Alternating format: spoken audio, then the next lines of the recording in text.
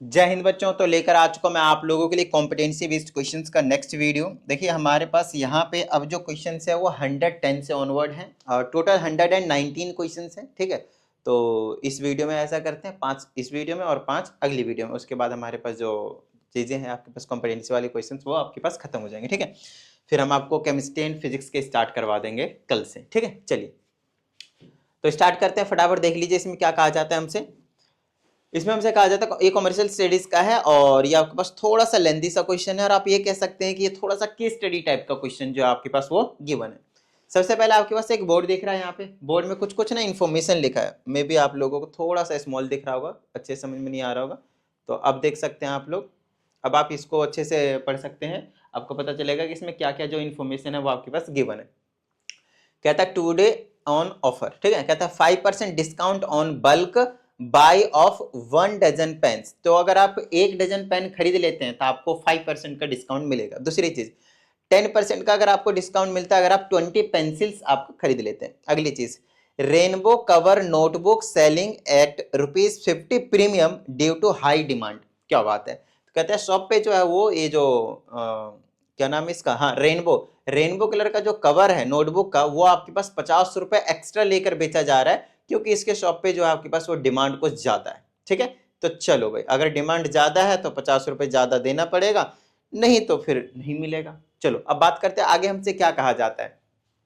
कहता है on seeing the about display board outside pearl stationery shop Chetan enters the shop to buy the following items. ठीक है, तो चेतन है शॉप, ये स्टेशनरी शॉप पे जाता है और बाहर ये बोर्ड देखता है, उसके बाद वो एंटर कर जाता है।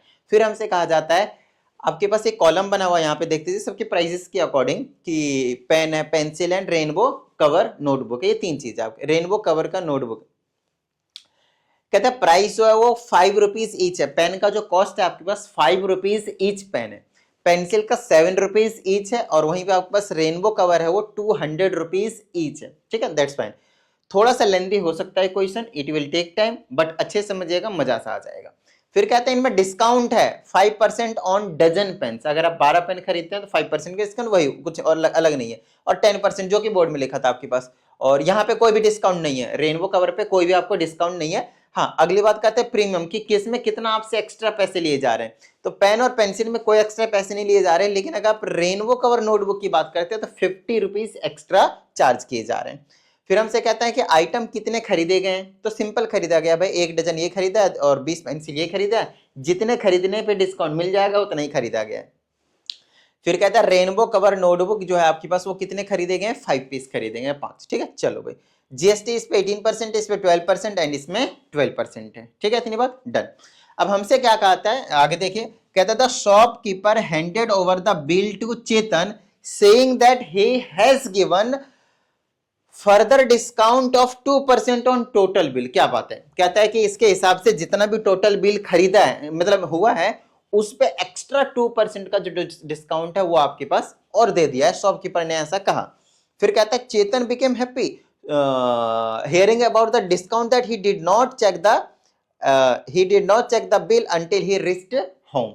तो कहता है जैसे शॉपकीपर ने बोला कि 2% का हमने आपको एक्स्ट्रा डिस्काउंट दिया है, ये सुनते ही चेतन ने जो बिल का अमाउंट है या फिर जो भी चीजें उनको चेकआउट नहीं किया अच्छे से, कि अच्छे से चेक नहीं किया भाई कितना किसका जो अमाउंट है वो जोड़ा गया। कब तक चेक नहीं किया, जब तक वो घर नहीं पहुंचा, लेकिन घर जाते ही भैया चेक किया उसने शायद। कहता he later found out that the shopkeeper has given 2% discount as promised, he had also him charge नहीं है, सिंपल चार्ज है, charge uniform 18% GST on all the items. लो भाई काट दिया शॉपकीपर ने। शॉपकीपर ने 2% का डिस्काउंट तो दिया चेतन को, कोई प्रॉब्लम वाली बात नहीं थी, लेकिन साथ ही क्या किया, जिसमें जीएसटी आपके पास 18% था ये पेन में, ठीक है, पेंसिल में सिर्फ 12% जीएसटी था, लेकिन शॉपकीपर ने 18% जीएसटी दे दिया, उसमें भी लगा दिया।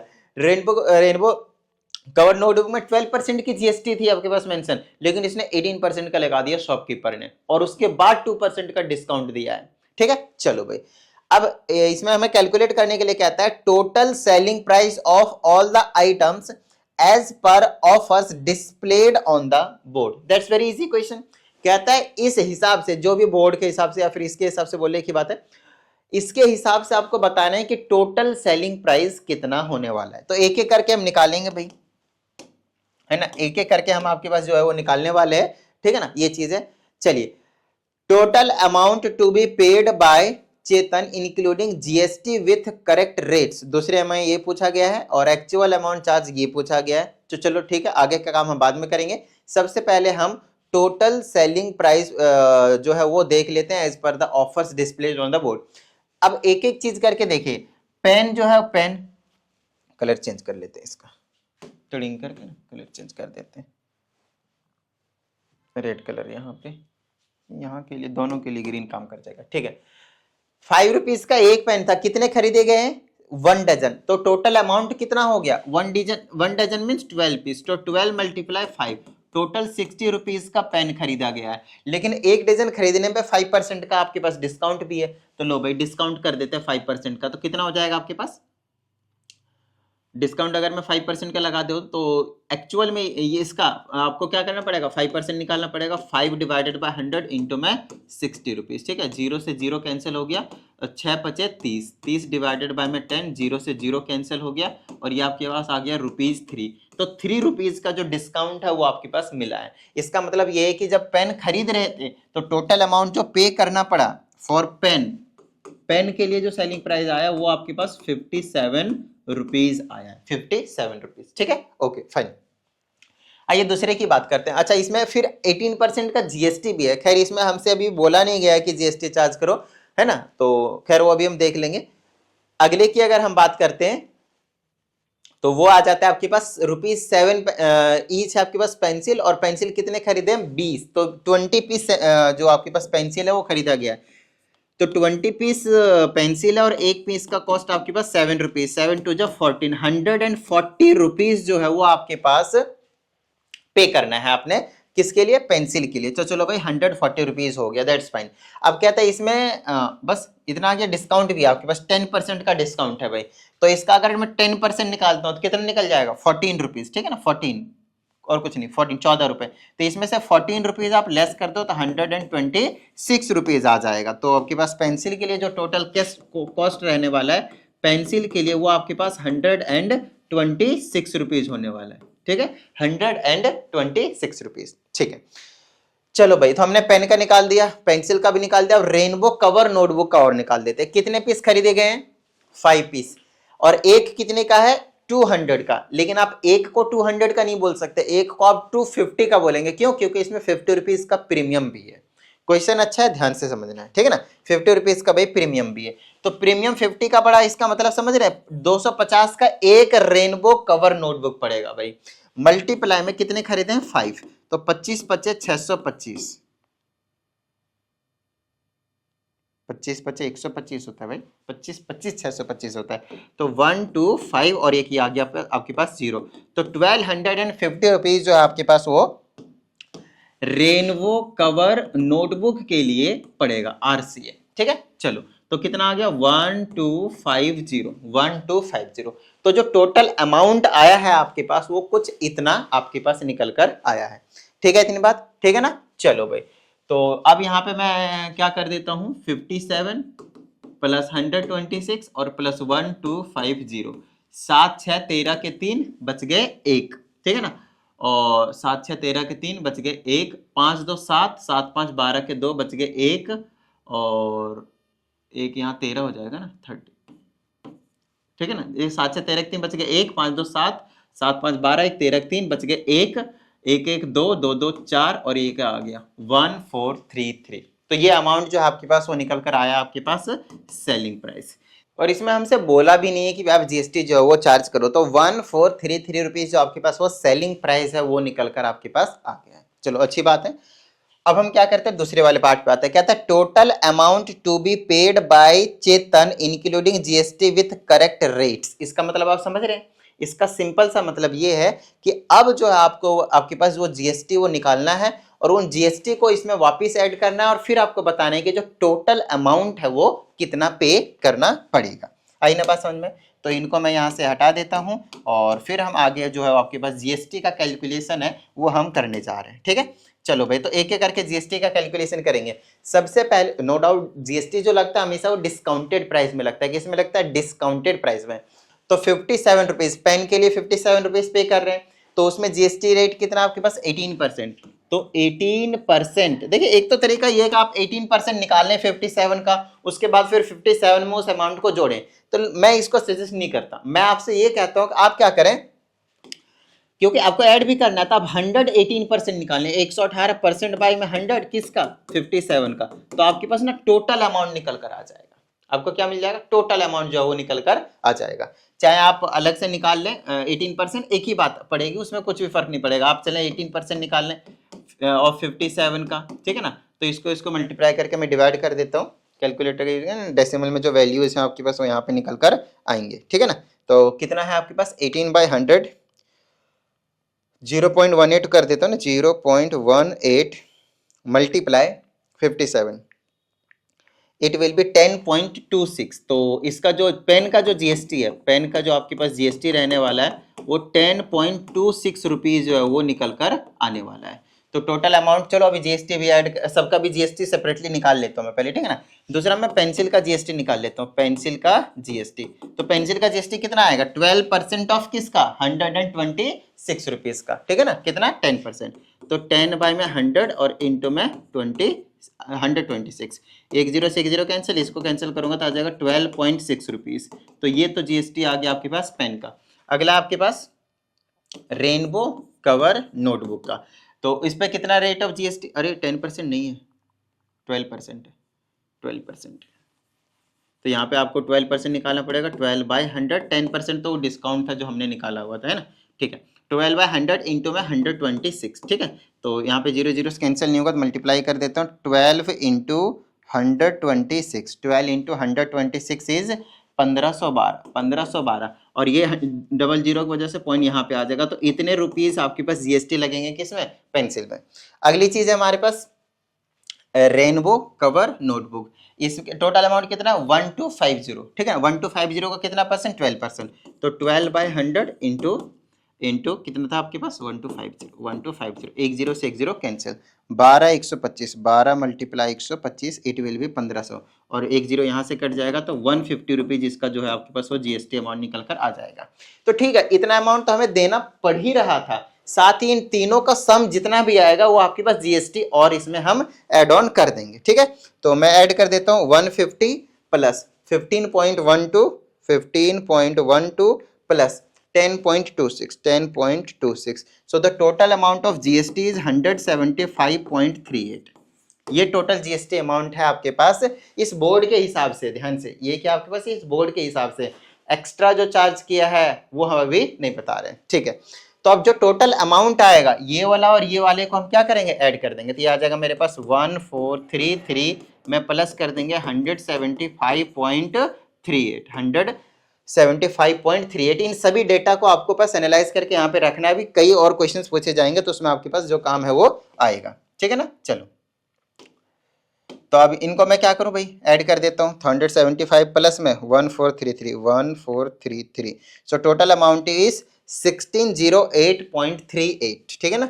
1608 इतना जो अमाउंट है वो आपके पास जीएसटी के साथ पे करना पड़ेगा। अभी तक हमने आपको जो बताया वो दो पार्ट्स करवाए, first part and second part. ये ज्यादा टाइम ले रहा है, कोई प्रॉब्लम नहीं है, ठीक है ना। ध्यान से बस समझते जाना आप लोगों को, बिल्कुल मजे से। अगले में आते हैं, कहता है actual amount charged by the shopkeeper. अब इसका क्या मतलब है? कितना कितना चार्ज किया गया, मैं आपको समझाता हूं। एक्चुअल अमाउंट चार्ज करने का मतलब क्या? एक्चुअल अमाउंट चार्ज करने का मतलब ये है कि सब कुछ ठीक था लेकिन इसमें 18% का जीएसटी आपके पास जो है वो चार्ज कर दिया गया था। पहले में तो 18% है, सभी में 18% चार्ज किया था, इसका तो 18% ठीक है, इसका तो आपके पास 18% ठीक है। लेकिन अगर आप इस वाले की बात करते हैं 12 को क्या कितना बना देना आपके पास? 18%। तो चलो इसका हम सॉल्व कर देते हैं। 18% ऑफ किसका? पेंसिल का टोटल अमाउंट कितना था? 126 रुपीज। तो आपकी बार 18 126 को मल्टीप्लाई करना पड़ेगा, 126 मल्टीप्लाई 18, इट विल बी 2268, और इसे डिवाइड करेंगे तो आपकी बार आ जाएगा 22.68 रुपीज़, 22.68 रुपीज़। ठीक है, चलो। और इसका भी आपके पास 18% रहेगा भाई, इसका भी आपके पास 18% ही रहने वाला है, तो इसका भी 18% निकाल देते हैं। तो इसका आ जाएगा 18% बाय 100 डिवाइडेड बाय 18/100, और इसका अमाउंट टोटल कितना था 1250, 0 कैंसिल, 1825, 18 मल्टीप्लाई 125 इज 2250, एक जीरो कैंसिल होगा तो 225 रुपीज आपके पास चार्ज किया गया है। तो ये तो जीएसटी अमाउंट जो है वो आपके पास चार्ज किया गया है। अच्छा, यहाँ पे देखना, इन्होंने बोला था he later found that the shopkeeper, यानी यहाँ पे ये कहता है Chetan saying that he has given further 2 discount on the total bill, जो टोटल बिल होता है उसमें 2% का डिस्काउंट और शॉपकीपर ने दिया है, इस बात का आपको हमेशा ध्यान रखना है। तो पहले आप इनको एक बार ऐड करो तो कितना आ जाएगा 225 प्लस 22.68 प्लस 10.26, ठीक है ना। चलो सभी ऐड तो कर लेंगे ना भाई, कहीं पता चले तो मैं ऐड करने में प्रॉब्लम आ रही है। मैं मानता हूँ कैलकुलेटर यूज कर रहा हूँ just to save my time और कुछ नहीं, बाकी आप लोगों का काम है कि यार बिना कैलकुलेटर के कैलकुलेशन को तेजी करके रखनी है, ठीक है ना।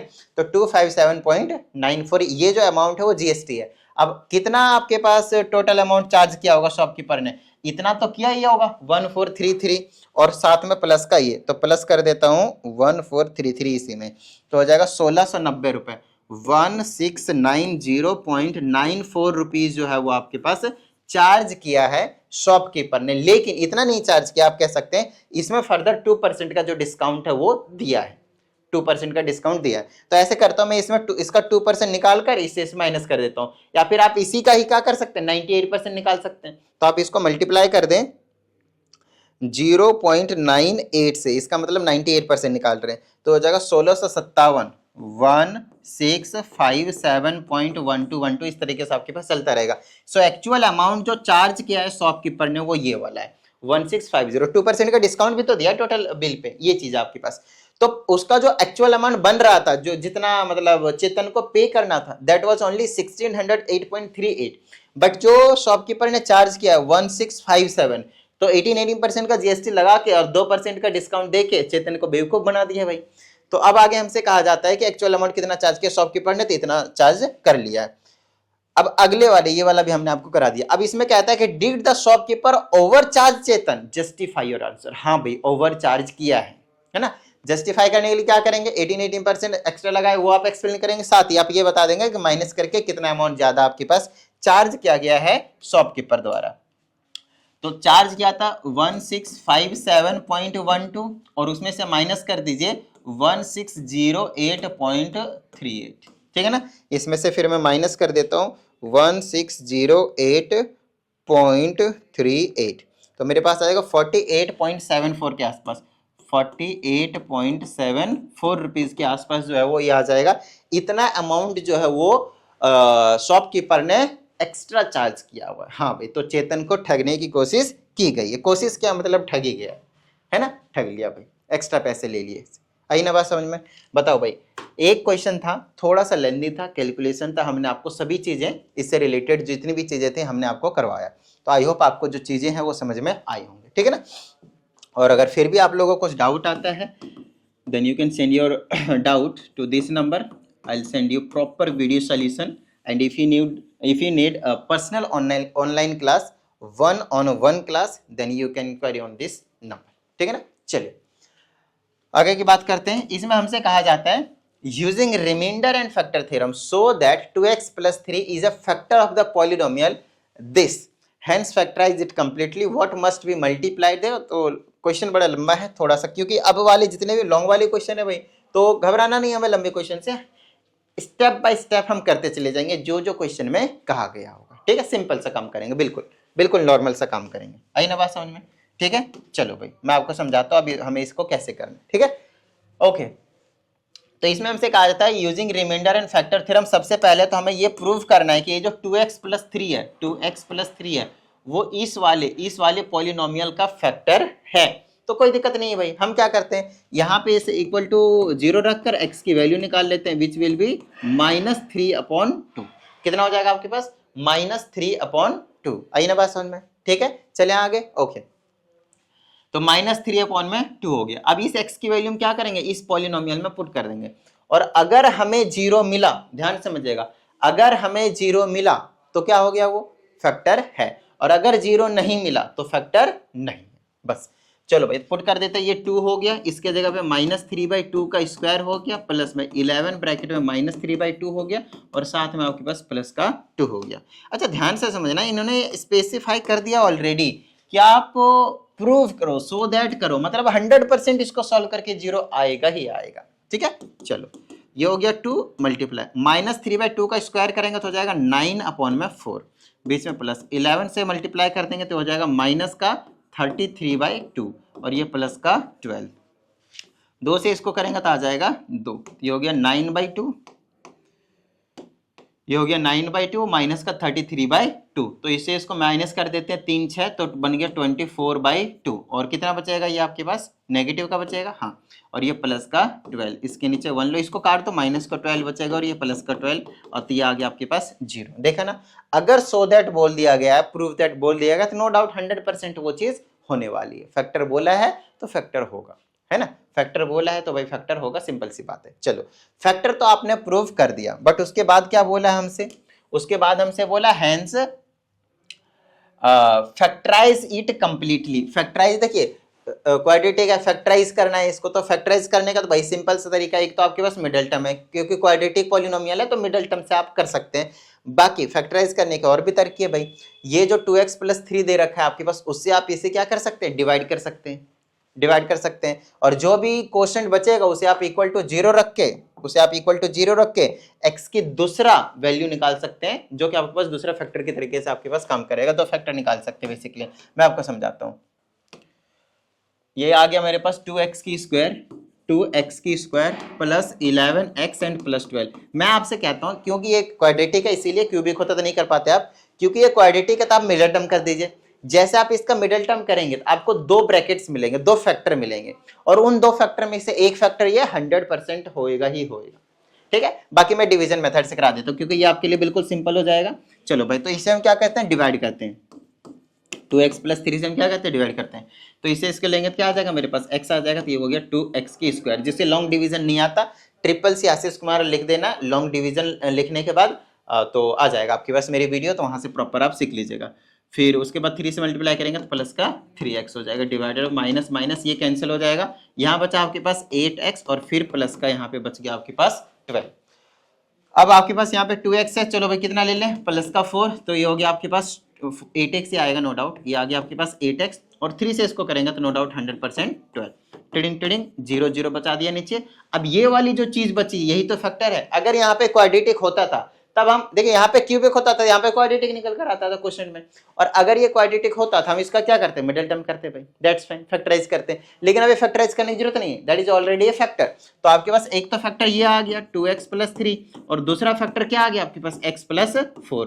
तो अगर आप इस क्वाड्रेटिक पॉलिनोमियल का मिडिल टर्म करते, फैक्टराइज करते तो 100% यही दोनों मिलता। आप ये भी करके इस चीज को प्रूव कर सकते थे कि हाँ भाई ये भी इसका एक फैक्टर है, ये चीज भी करने की जरूरत नहीं पड़ती। तो करने के कई तरीके हैं, मेन चीज आपका कॉन्सेप्ट क्लियर होना चाहिए कि फैक्टर का मतलब क्या है, बस और कुछ नहीं, ठीक है। चलो भाई, तो यहां तक तो भाई हमने कर लिया, अभी तो हमने सिर्फ यहीं तक किया, हाफ ऑफ क्वेश्चन। आइए दूसरे वाले पार्ट की ओर बढ़ते हैं। तो अभी तक जो हम प्रूव कर पाए इस क्वेश्चन में वो ये कर पाए कि 2x + 3 जो कि कहा गया था कि प्रूव करो ये फैक्टर है, वो हमने किया। दूसरी चीज हमने एक और चीज निकाली x + 4, ये भी आपके पास इसका फैक्टर है, ठीक है, ओके। अब हमसे इसमें कहा जाता है कि इसको हम कौन से ऐसे टर्म से मल्टीप्लाई कर दें कि ये वाली जो चीज है, ये वाली जो चीज है वो भी इसका क्या बन जाए, फैक्टर हो जाए। तो पहले आप क्या करो, इसको मिडिल टर्म करके इसके फैक्टर्स निकालो एक बार, फिर आपको बिल्कुल बेसिक सा आइडिया लग जाएगा कि हाँ भाई इसमें एक्चुअल में कैसे करना है, ठीक है। चलो इसको अगर मैं फैक्टर करता हूँ क्या हो जाएगा, 4 और 1 ले लेता हूँ, तो x² + 4x, मिडिल टर्म कर रहा हूँ और कुछ नहीं, 1x और साथ में माइनस का 4, ये हो जाएगा आपके पास x + 4, और आ जाएगा आपके पास माइनस का 1 ले ले। 100% इन दोनों में से यहाँ पे एक आएगा ही आएगा, ठीक है ना। माइनस का 1 कॉमन ले लेता हूँ, तो आ जाएगा आपके पास x + 4। ये आ गया आपके पास x प्लस 4 और दूसरा टर्म हो गया आपके पास x माइनस 1। लो भाई आई ना बात समझ में, ठीक है। अब देखिए बड़े ही प्यार से देखिएगा कि x प्लस 4 तो इसमें है ही है, मतलब ये तो फैक्टर था ही था, ये भी फैक्टर था ही था, और वही चीज यहाँ पे 100% तो फैक्टर है। तो और जो फैक्टर होना चाहिए वो क्या होना चाहिए, ये वाला। ये तो अगर इस वाले टर्म को अगर आप चाहते हो कि पूरे का फैक्टर बन जाए, ये वाली अगर टर्म फैक्टर बन जाए उस वाले पॉलिनोमियल का, तो 100% आप उसको क्या कीजिए, इस वाले टर्म से मल्टीप्लाई कर दीजिए, x माइनस 1 से मल्टीप्लाई कर दीजिए, x माइनस 1 और ये आ गया आपके पास 2x की स्क्वायर प्लस 11x प्लस 12। उसके बाद हमें रिजल्टिंग पॉलिनोमियल भी बताया गया है, तो मल्टीप्लाई कर लेते भाई। x से सबको मल्टीप्लाई करूंगा तो आ जाएगा 2x का क्यूब प्लस 11x की स्क्वायर और ये प्लस का 12x, फिर माइनस 1 से करूंगा तो माइनस का 2x की स्क्वायर माइनस का 11x और फिर आ जाएगा आपके पास माइनस का 12। अब इसको सॉल्व कर दो भाई, 2x का क्यूब और माइनस का 2x का स्क्वायर, तो ये होएगा नहीं, तो 2x का क्यूब एज इट इज छोड़ देता हूँ। इसे ऐसे सॉल्व कर देते हैं तो बना लेगा प्लस का 9x की स्क्वायर, फिर इसे ऐसे सॉल्व कर देते हैं तो प्लस का x, फिर आ जाएगा आपके पास माइनस का 12। तो ये जो पॉलिनोमियल है आपके पास वो आपके पास बिल्कुल सिंपल जो है वो निकल कर आ चुका है। आई ना बात समझ में, थोड़ा सा प्लस माइनस देख लेते हैं, क्योंकि ये वाला भी फैक्टर होना पड़ेगा, x माइनस 1 भी अगर इसका फैक्टर होना पड़ेगा तो ये पूरा का पूरा क्या होना चाहिए, 0 होना चाहिए। जब आप यहाँ से x की वैल्यू निकाल कर इसमें पुट करें तो 1 पुट करेंगे तो आ जाएगा 2 9 11 12 माइनस 12, बिल्कुल सही बात। मतलब ये पॉलिनोमियल बिल्कुल आपके पास रिजल्टिंग की तरह आपके पास यहाँ पे तैयार है। आई ना बात समझ में, ठीक है। बस भाई सिर्फ और सिर्फ ये कहानी थी आपके पास इस वाले क्वेश्चन की।